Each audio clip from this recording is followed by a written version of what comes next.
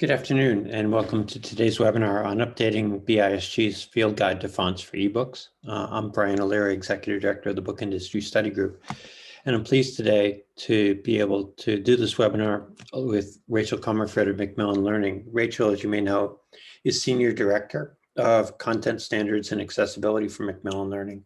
She's also Chair of BISG's Workflow Committee and has been a longtime volunteer for a number of our efforts. We're glad to have her here today. Thanks, Brian. For folks who may be joining us for the first time, I just want to point out a couple things, including an overview of BISG. One of them is that we're using the Zoom webinar platform for the first time, or not the second time, but in response to requests to kind of get to a more interactive platform. It's possible for you to ask questions along the way. You can do that by entering a question in the Q&A box. It's also possible to raise your hand using the More tab on the right side. And if you have a question, either one of those formats is great. We'll collect them and probably answer them at the end, but if there's something that we can get to in the course of our conversation today, that would be great. BISG itself is created to empower the book industry as a whole to make it more transparent, efficient, and effective. And our vision really is to serve as publishing's primary resource, book publishing at least, our primary resource for solving problems that affect more than one part of the supply chain. We have 4 core objectives. They include information, standards, research, and inclusion. And in detail, they are the information piece is to try and make BISG the information hub for the book industry supply chain, providing information both to members and non-members that help inform the community about the current state and future trends within book publishing. With respect to standards, we try to foster the development, refinement, and use of them. We try to do that in ways that either improve revenue, promote product visibility, reduce costs, or ensure transparency of information that is provided across the supply chain. We conduct research that shapes the conversation about the current state and future of book publishing, and we look at things like emerging topics, issues, and trends that affect the book industry. And the last of our 4 core objectives is actually new this year. The board, after establishing 4 objectives, for the top 3 and community as our objectives for 2016 through 2020, this year, or at the end of last year, voted to make inclusion our 4th goal. And in that, the language is that we foster diversity, equity, and inclusion, both within BISG and across all segments of the book industry supply chain. And we're going to do that in a number of different ways. We'll have more to say about that going forward, but that's a big change for us in 2021. I think all of these put together actually are an opportunity to create what we call a virtuous cycle, in that they reinforce one another. If we're conducting research that generates information, we try to bring that to the community to foster inclusion and representation. Sometimes that ultimately results in standards, which gives you the basis for conducting more research. And so it goes. It's a nice combination. It's not that unusual in the trade association space. Most organizations could come up with some sort of diagram like this, but for book publishing, we think that this is our secret sauce. And our work helps in a number of different ways. We try to solve problems that either increase costs, lower revenue, or block development of new business models. We try to make sure that the information that's available is done so in a transparent way, so that people who are acting on that information can make decisions with both current and reliable information. We try to improve the timeliness and accuracy of supply chain data that's both provided, things like Onyx metadata, as well as derived things like sales data. And then we try to give all members a voice in setting standards and best practices. That's really important for us because it's not a matter of size or scale or the number of staff you have, but really that anyone at any level can join more of our committees and help set a standard, solve a problem, and establish a best practice. Today's focus is really on updating one of our publications, and I wanted to give a bit of background. We maintain almost 100 different publications. These are standards and best practice recommendations, as well as white papers. About 2 years ago, we inventoried all publications that we produced, creating that list of nearly 100, and then assigned review responsibilities to appropriate committees. What I'd found was that we had published something sometimes, even up to a decade or more ago, hadn't revisited it on a timely basis. And since then, since 2019, we've been going through that list within each of our 5 standing committees and working to update publications that are in greatest need, either because they're the most out of date and there are clear gaps, or that there really are things have evolved and that there's a clear need to be able to introduce new information. In terms of the overall cycle or process, we kind of go through a 4-step process for each of these products. The first is to annotate, which is importing the current version into some sort of editable format and identifying what needs to be changed. Often that's done within committee. Then we go through a process of updating. Committee members themselves review the draft, add their expertise, annotate, sometimes circulate it within their own companies if there are resource experts who are available but don't normally come to committee calls. We then go through a review process where the proposed changes are reviewed in the committee, and then sometimes outside or expert review is requested if we don't know everything about a particular topic. And then after all that's done, we publish it. Typically, our standards and best practices documents are produced without charge. A couple of our standards there is a fee involved, particularly for BISAC. If you're not a member of BISG, we ask you to pay a license fee, but quite a number of the documents are available without charge simply by registering on the BISG website, whether you're a member or non-member. So that kind of takes us as background. I'd like to turn it over to Rachel to talk about the work that's been going on in the Workflow Committee, really for the better part of the last half year, to update the field guide to fonts for eBooks. Thank you so much, Brian, and thank you for the handoff. Just to give an overview of the 2021 update, we're going to talk a little bit about the history and the purpose of the document and why it existed in the first place, what we're updating in the new version, how the guide can be useful to new users of the publication, and then where we are today in the process and what our next steps are. To give you an overview of what the history of the document was, it was created in 2013 as a free publication. And it was meant to be a best practices document that addressed 4 major challenges in using fonts in eBooks. The first was selecting typefaces with complete character sets. The second was licensing requirements and best practices, then storing, classifying, and protecting the font files, and of course, appropriately embedding the fonts in eBooks. What we realized is that these 4 challenges that we were trying to tackle in 2013 still apply. So it was written as the market share for eBooks was growing very quickly between 2007 and 2013. And part of an effort to develop digital publishing skill sets for those who are not used to building eBooks and were used to the print production process. And it remains a helpful resource in terms of making that transition.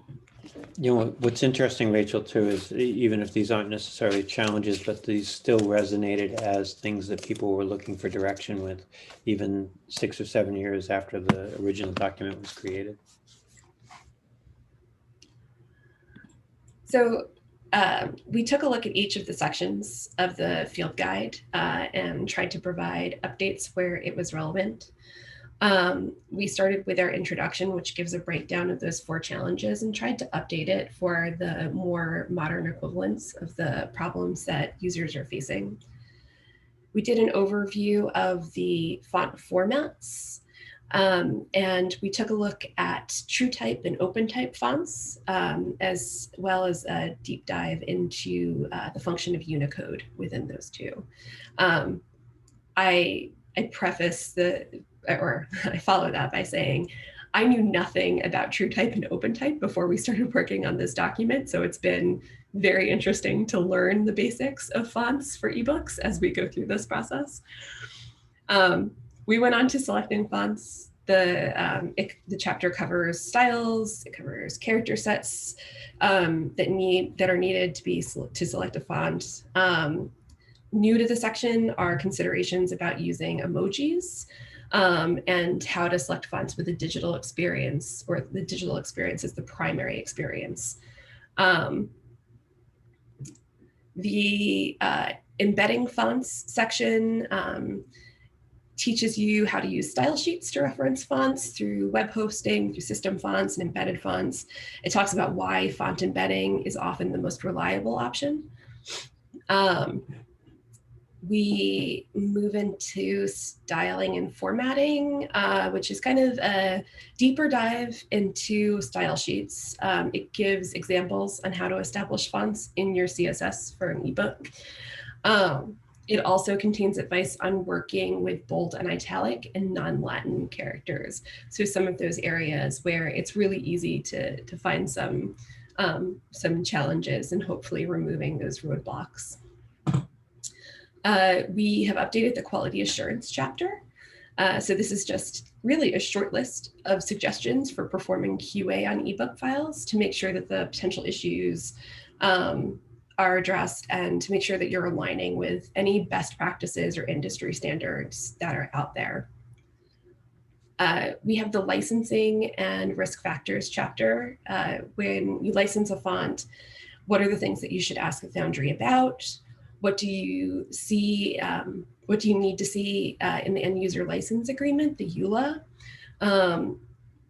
Is the font licensed? Is it free? How do you manage the fonts once you select them? This chapter covers all of that material. This is followed by font protection, how DRM, digital resource management, and intellectual property apply to fonts, and also what is font obfuscation and subsetting, and how does it impact your font usage. Font accessibility is our new chapter, and I'm pretty excited to add that. It's about how accessibility of your ebook is impacted by what fonts you use and how to use them in a way that's more accessible for users. We have a chapter on industry standards. This covers the shift of who's been owning these standards and the impact of fonts and how that impacts other users. This includes a shift of some of these standards from the old International Digital Publishing Forum, the IDPF, into that merger with the W3C, the World Wide Web Consortium. And then finally, we have terms and definitions as well as resources. It's a good overview for anyone new or occasionally involved with how ebooks work. I can tell you that I personally added a lot of things to the definitions, mostly because I was learning what those things meant myself as we worked through the document. Yeah, quite a few acronyms in this part of the world. Yep. Okay, thanks, Rachel.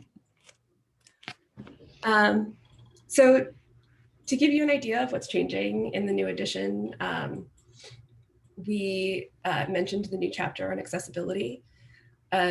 Well, Section 508 of the Rehabilitation Act doesn't actually specify the requirements for accessible fonts. There are some guidelines that are out there for selecting fonts with accessibility in mind. The US Department of Health and Human Services has recommendations for simple, unadorned fonts for online reading. Sans serif versus the commonly preferred serif for printed books seems to be a preferred digital reading experience. The chapter also covers how to create a more accessible experience for users with your font selections and coverage about fonts created specifically for dyslexic users and readers with learning disabilities. We also have a brief section on appropriate contrast in text, which refers back to the WCAG guidelines produced by the W3C. We also updated references to current standards, as well as the standard bodies. I mentioned this a little bit before. It's much easier to figure out where you're going to get additional information. We've updated the correlating guidelines so that it has the newest versions of EPUB, the newest versions of WCAG, the Web Content Accessibility Guidelines, now in 2.2 and soon in Silver. And we provided links to other W3C documentation where it was appropriate. Obviously, technology has developed a tiny bit since 2013, so we updated our coverage to reflect that, including information about MathML compatibility, using emojis, and how compatibility between systems has changed.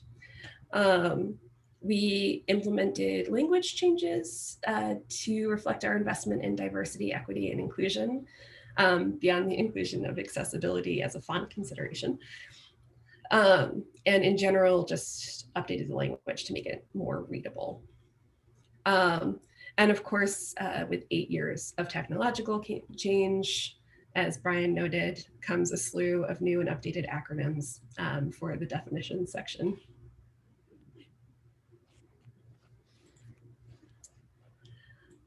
So how could the guide be useful? As somebody who had very little information about fonts going into this, I can tell you that I learned a lot about the end-to-end workflow of using fonts in ebooks in general. And that includes that starting point, figuring out how to get the fonts that you want or need. So working through information with the end user license agreements, the EULAs, to find open source and licensed fonts. Making sure that those agreements are meeting the needs that every publisher has. Are you able to hear me? Yeah. Okay, just checking. Thank you. There was, I also went through, I learned a lot during the styling, in the style guides, including the code samples, how to get through creating a CSS. We had some wonderful contributions from Marisa D'Amelio from Daisy, giving us some code samples that users can work through. And then getting through to that end part of the process where you have a quality assurance checklist that keeps you on the right path in applying those fonts. We did offer more, it's a chance to get clear definitions on industry terms, what you might hear all the time, but not necessarily know what it means. For me, the exciting new acronym was CMAP, which is character to glyph mapping for open type fonts. Am I a nerd? Yes, I am. And of course, the resources guide is great because it just gives an opportunity to click through and find out what other people in the industry are doing and what industry guidelines are available in order to move your projects forward with fonts.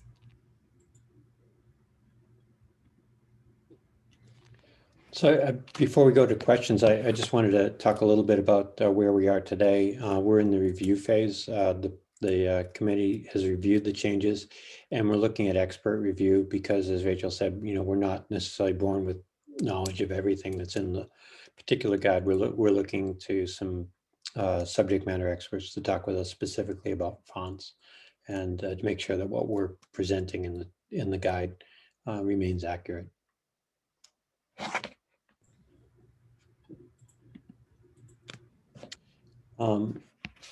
We're working actually on a variety of different things this year within the workflow committee, the first of which is to complete the field guide for fonts. We're also evaluating the need for an update in one of our standards, which was recommendations for citing educational standards and objectives in metadata. We're probably going to go forward with that, but it's going to require a little bit of hand-holding because we heard in the recipient summit held earlier this month that there's not a clear business case for it just yet. We're also going to be updating the field guide to fixed layout ebooks. We expect that to be published in April. we're going to be leading a workshop on best practices for accessible metadata. We haven't quite sussed that out yet, but expect to see it probably in June. And we have a workflow tools and resources guide that we've drafted and will continue to suss out and publish later in this summer. And then we have with intentions to create for the first time a best practices guide for audiobooks in November. That's going to take some work because there is a W3C standard, but implementation of that standard throughout metadata, throughout both providers and recipients is the standards there have not yet been sussed out. And there are a couple of things, and this might be useful for you to know that might get in our way. The first is that, to get people across the supply chain to try new tools and approaches is untested, and the uptake sometimes is limited when it's you don't know both sides of the equation.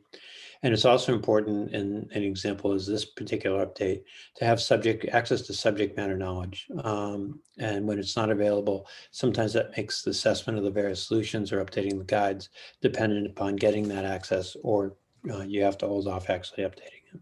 And we've been pretty lucky with this guide. In some sense, we've had contributions from reading systems, from publishers, from a few different subject matter experts, but we are definitely looking for more contributors and for more people to do reviews. Let us know what would make this the most helpful guide for them. So this is my continued plea for participation in their revision.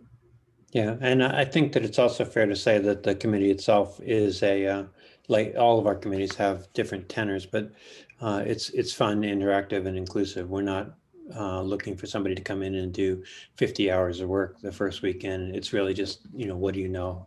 Does this look right? I don't know, speak for yourself, Brian. I would okay. 50 hours of work. All right, well, I'll hope for the best. And then ways to get involved, as Rachel started to talk about, BISG members can join committees and participate in their work. These are the 5 committees: metadata rights, subject codes, which is the BISAC codes, supply chain and workflow they all meet monthly on a set schedule in the 2nd and 3rd weeks of the month. Agendas and minutes are distributed ahead of each meeting. That's important because that gives you a chance to take a preview of the meeting, make sure that the topics are relevant, and that anything that is important to your work, that you have an opportunity to join in. But it's also important because if you can't make a meeting, you still get the minutes and you still get a good working sense of what's going on. Jonathan Fiedler, who's our operations manager, puts those together ahead of every meeting. The meeting dates also appear on the events tab, BISG webinars. You can filter there for all events, but also just to look at committee meetings to get a sense of what's coming up. We always offer participation online. That includes in person when we can. Obviously, during the pandemic, we're not, and online is always offered. So we try to make sure that people have an opportunity to participate no matter where they are. And if you're really interested and you want to be put on notice for one or more of the committees, just contact the office. We'll have a link at the end of this webinar, and we'll be glad to add you. And obviously the workflow committee is the coolest. It's our newest. We have a few questions, and I'm sure some more will come in as we go. One question was that you said soon in silver, I think, with respect to WCAG, the Web Content Accessibility Guidelines. What is silver? Silver is the next iteration of WCAG. So WCAG 3.0. They are discussing moving from web content accessibility guidelines to accessibility guidelines. So AG being the chemical symbol for silver, they have called the 3.0 version silver. Interesting. And do you know what's behind moving from web content to simply accessibility guidelines, feeling that a universal approach is going to be more inclusive? I mean, I think you nailed it in what you just said, making sure that they're covering a much wider set of bases than just web content. And I think part of that is also making sure that content doesn't limit users of the web content accessibility guidelines. They don't, and allows them to consider other parts of their sites that are not just content.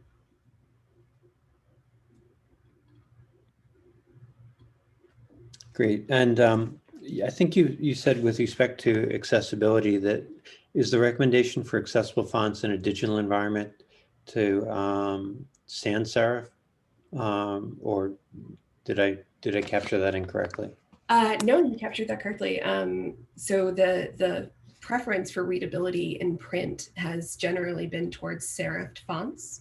And what we're seeing in a lot of the accessibility guides that we're reading, including the US Department of Health recommendations, is that sans serif fonts tend to create a much more smooth reading experience online versus the serifed print experience. Great. We also see that with a significant number of accessibility requests, students asking for sans serif fonts. And how developed is the science in this regard? I mean, is it kind of emerging? People are based upon early work, or is it pretty well understood what works for accessibility in digital and print environments? For some areas of digital accessibility, it's very well established. For fonts, less so. So there's still a lot of research that's being done to find more universal solutions for students.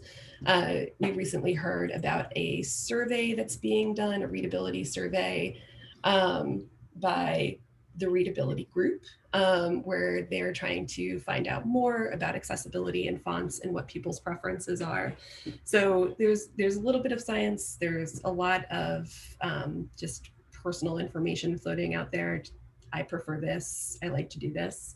And I'm really hoping that as time goes on and more surveys like this readability study take place, we'll have more concrete information about the impact of fonts on accessibility.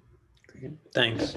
I switched out of the presentation. We'll come back to it because it's a little bit hard to see the Q&A while I'm doing the screen share at the same time. A question from Chris is asking, and I think this goes back to the conversation you had a few minutes ago about EULAs. Does the guide address embedding typekit fonts versus wholly owned fonts? There's a little bit of discussion about typekit versus wholly owned. It's not particularly detailed, in my opinion. That's an area where I think that we could probably use more expert advice. Okay, so I'm just going to make a note because perhaps we can address that because we are going through the font review at the moment. So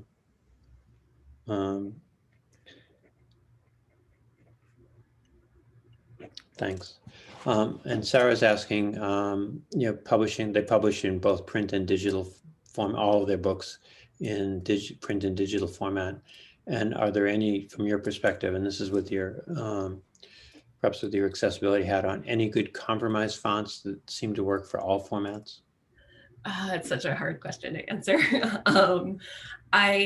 I have found in working with students, I work in educational publishing, that the experience for them is so different when looking at a printed page versus looking at a digital page. Because of that, it seems as though there's no like middle ground between that sans serif versus serif experience.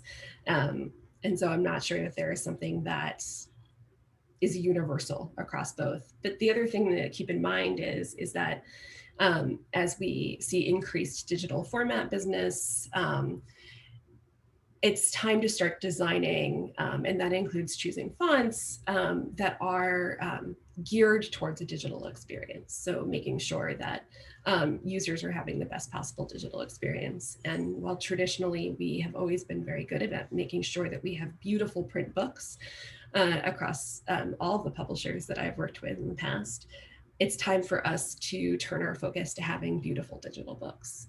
And that means that we might have to have new considerations in how we're making our choices. And I think maybe we can come back to this toward the end because I have a few other questions, but maybe a conversation about the impact of workflow. So if you've set your workflow up to make effective use of CSS, making it choosing different fonts for different platforms is relatively straightforward exercise. Whereas if you haven't kind of set up a workflow for that, it's much more cumbersome and it does kind of give you an incentive to try to compromise. Also, a question that just came in from Carrie, and I don't think this is what you said, but I'll just test it. She says, you mentioned that embedding fonts is recommended. And how does that affect a reader's ability to choose which font they want to read on a reading device? And there's probably two levels to the answer there. And then Yeah, I'll come back to the balance in a minute. Yeah, don't lock your fonts. That's an important lesson for accessibility. Students, readers, any users of your ebook should be able to make font changes in the reading system that they're using. And most reading systems are enabled to allow that. Most browsers are enabled to allow that. You can switch between, as we were talking about, serif and sans serif, you can switch between different types of fonts, including those fonts like Open Dyslexic, which is specifically designed for dyslexic readers. Embedding the fonts is not going to lock it, but you have the option of doing that within your ebook. Yeah, and as I understand it, the embedding, and maybe we can talk a little about what we mean by embedding fonts. It provides the font that might not otherwise be available on a reading system, but the reading system still has to essentially recognize the embedded font and offer it, and it may not. Then that varies by reading system. Yeah, no, that's a great point. You're giving the user the option of using that font that you selected. As long as that reading system supports an embedded font. Yes. And Carrie also asks, as a second half of that question, does a reflowable ebook appear with an embedded font to the reader, or is it just available on devices available fonts? It's going to depend on the reading system, I believe. Yeah. So if the reading system allows embeddable fonts, which most of them do, I'm fairly certain at this point, then it should default to your embedded fonts. But you should, as I said, be able to change those fonts if you have a different flavor of font that you prefer. Okay. Thanks. And Carrie, if we've not captured that entirely for you, just come back and we'll be glad to spend a little bit more time on it. Can you talk a bit about the importance? I know it's a section of the entire guide, but the importance of quality assurance, doing QA, whether it's in-house or at least before publication, because I know that's been a big piece of the puzzle for what you've been trying to do with respect to your documents at Macmillan Learning.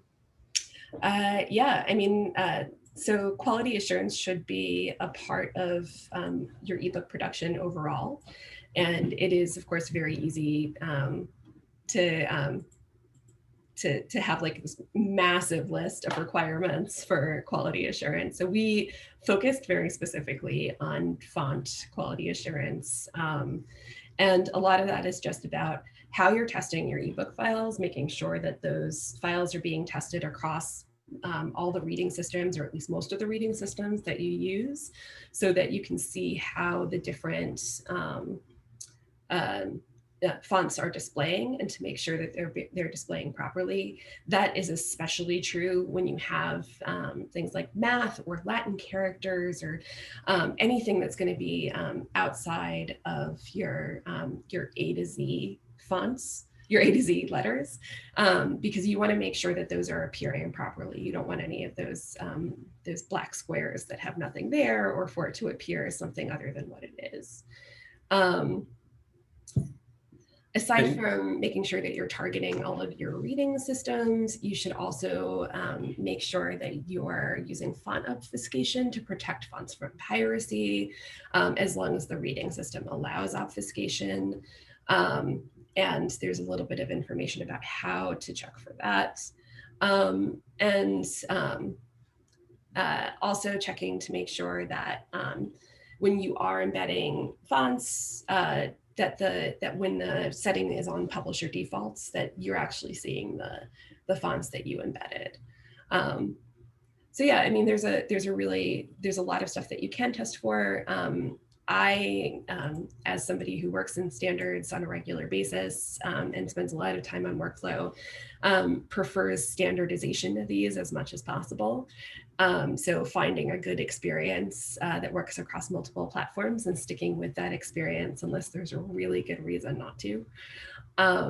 But if you are changing up your fonts often, that means that you do need to do additional QA every time that you're looking at it and using a new font in your ebooks.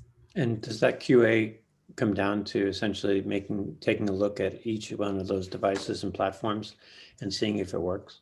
Yeah, a lot of that is just side-by-side comparison. It's opening up the ebook that you expect to see and the ebook that is in the platform that your users will be accessing, and making sure that one actually looks like the other. Yeah. Are there almost always surprises? Always, especially with math. There are always surprises with math. Yeah. Well, thanks for that. And that piece is an important piece. There's an observation from Cecilia who notes that I feel like QA is not only a low priority, it's not really being done at all. She mentions that I've started using Ingram's ebook conversion program instead of a third party. And she struggles because they require multiple checks in the purchase of a approved copy on the e-paperback version of a book. Whereas for a print book, but whereas on the ebook, they don't even send the publisher a copy to check before they put it on sale.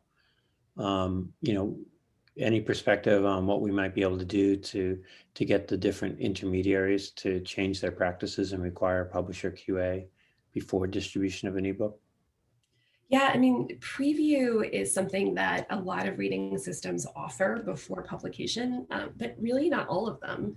And I think that there is kind of an assumption out there that if you put it into code, then it will be the same everywhere that it goes. And we really need to push the industry away from that feeling, that experience, as well as push the industry away from that feeling that the print is the primary user experience, because that's not necessarily true anymore. And that does require campaigning, I think, on many publishers' parts to say, we need this access. We need to be able to preview this material. We need to know what it's going to look like and what the experience is going to be like, just like we do for a print book.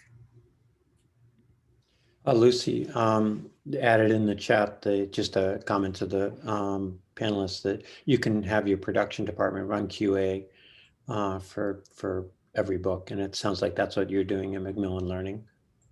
Yeah, our production team takes a look at every ebook that we produce, which is wonderful. We also have a dedicated ebook team that works with me that takes a look at everything that we produce. We run QA, a detailed QA using a third party on all of the ebooks that go into our platforms. So we have multiple levels of quality assurance that take place throughout the production process, depending on where something's being released and how it's being released. The Dave Kramer, who you know well, is suggesting that you and I should recreate the I'm a Mac, I'm a PC ad campaign, in which one of us is an ebook and the other is a reading system. I look forward to finishing that commercial. Joshua Talent as you know, from Firebrand Technologies and a member of our board, is just adding that QA and testing really, from his point of view, are very important. And if you know Joshua's background, that he kind of pioneered a lot of this, decade and a half ago. Yeah, I mean, for any of the publishers that are out there that have ever seen one of those negative reviews on Amazon where you have a customer complaining that your book just doesn't look right, you know how frustrating it is that you can fix it, but you can't get rid of the review.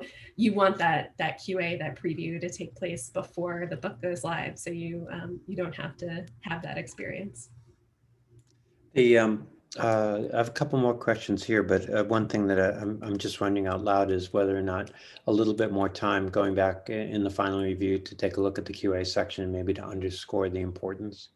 I don't recall that we were as clear there. I think we were more talking about the things you could do as opposed to the importance of QA. Yeah, so, I think that's a good point. Yeah.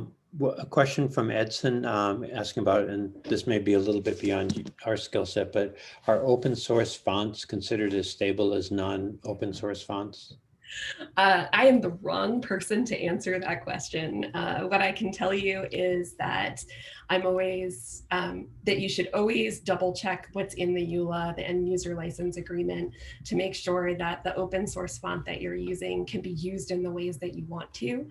But in terms of the stability, I think it probably varies from one font base to another. And it's kind of a consideration that you have to make as you're making those decisions.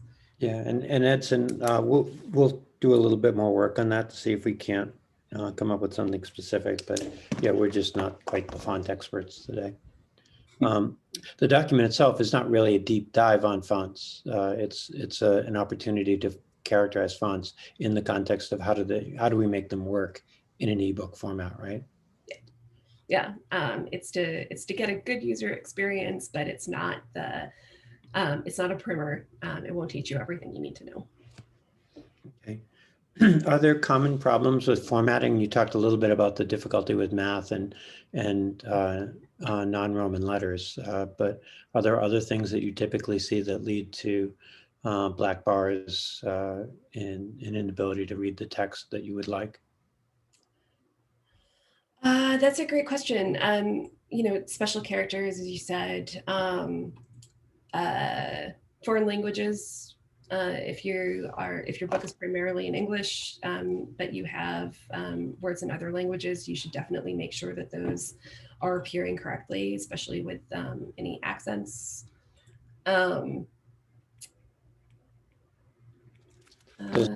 are probably pretty common. I would imagine that almost every excuse me, almost every text has some special characters or an occasional word translated from another language. Yes, without question. Do you have a perspective on bringing fonts in-house versus the use of external resources, a typesetter or compositor? Absolutely none. Yeah. Honestly, I don't. I mean, I think that the workflow is going to, or the workflow needs are going to vary depending on the size of the publisher and the size of the production staff. And this is a decision that really has to be made at a company by company level. Thanks. Dave Kramer adds as a warning that we should watch out for novels that are set in Eastern Europe with lots of place names.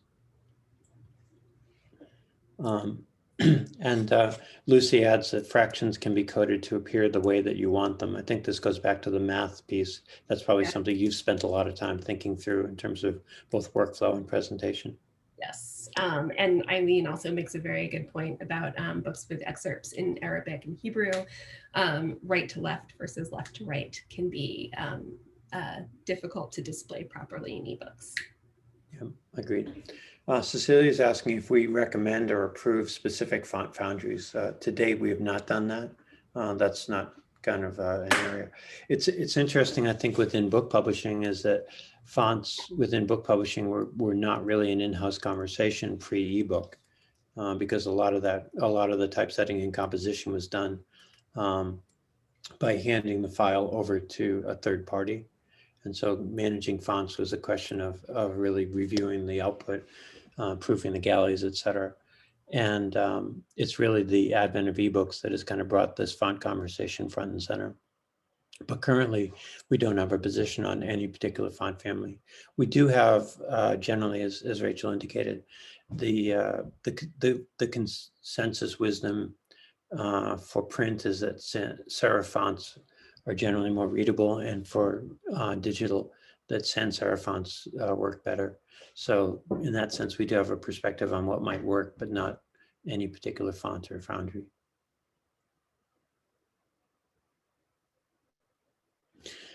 If we come across any other questions, I'll ask them as they come, but I might switch back to the balance of our presentation and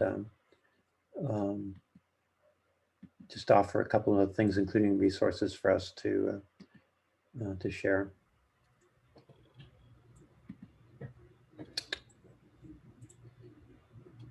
As I'm looking for them, there we go.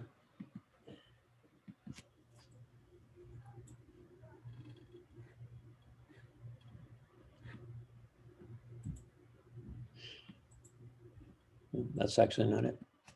Sorry.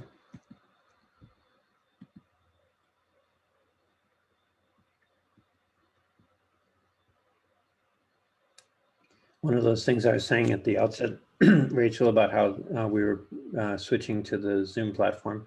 You can see that I'm learning Zoom webinar as I go. We're all judging you, Brian. While you pull up the screen, do you have it?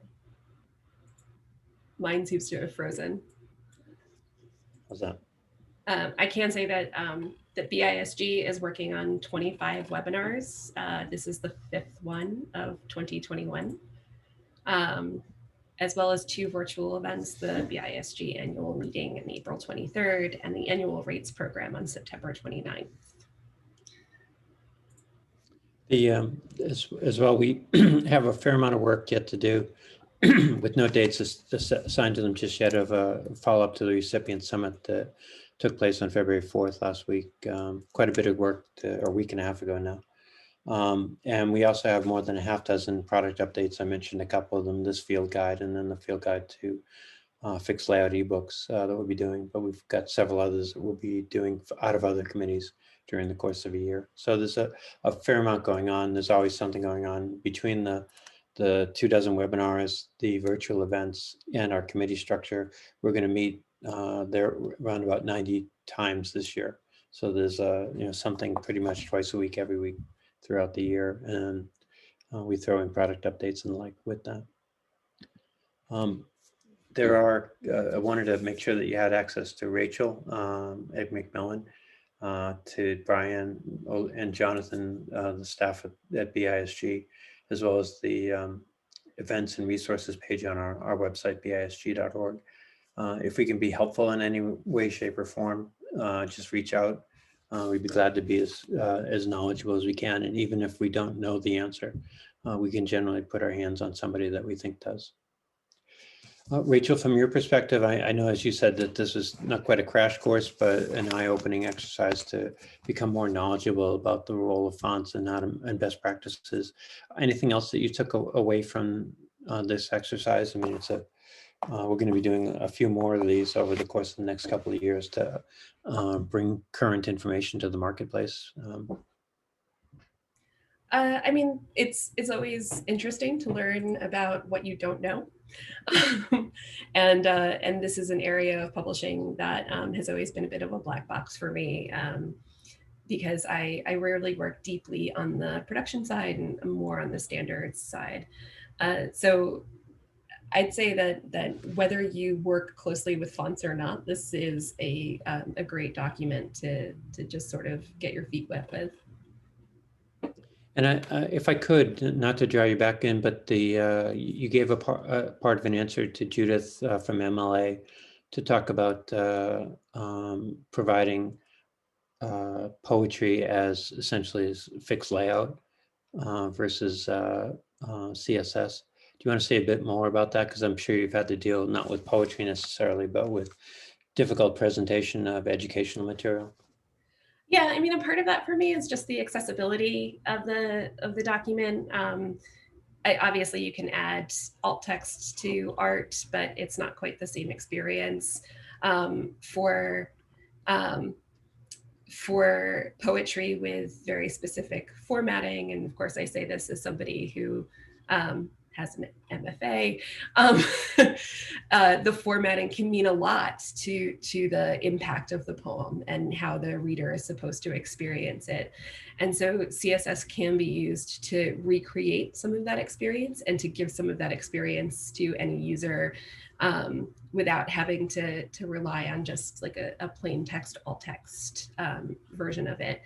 I myself am not very knowledgeable in how to do that in CSS, but I know that there are definitely resources out there that are helpful, and I'm happy to talk about some of those offline. Yeah, thanks. And Dave Kramer, of course, gets brownie points as the crown prince of CSS. Judith just notes that she does supply alt text for poetry. I mean, I imagine, Judith, that you're providing the full text behind the art itself. But she also makes the observation, as you probably see in chat, that a poet like E.E. Cummings would be particularly difficult and probably take a lot of thinking about how CSS would work for that particular artist. You're agreeing? Oh yeah, it would definitely be difficult. I'm sorry, I keep muting myself because there's some banging going on in a girls' room. Well, we've over the last year we've become used to the banging, so it's kind of like becoming one of the pets of BISG. You know, if you're not a cat or a dog if you're a cat or dog that hasn't appeared in a BISG event, we just don't know what you've been doing. Rachel, thank you very much for making time today, and thank you for leading the committee and answering folks' questions. We do expect that the update will be available in about a month, maybe a little bit less, maybe a little bit more. And it'll include not only the things we talked about, but maybe a couple of additional tweaks based upon the feedback we received today. Thank you so much for having me. This has been great. All right, and we had a wave from Michael Haskell just to say hello, and an endorsement earlier in the webinar that he does think Workflow is the coolest committee. Excellent. All right. Thanks again, and all the best.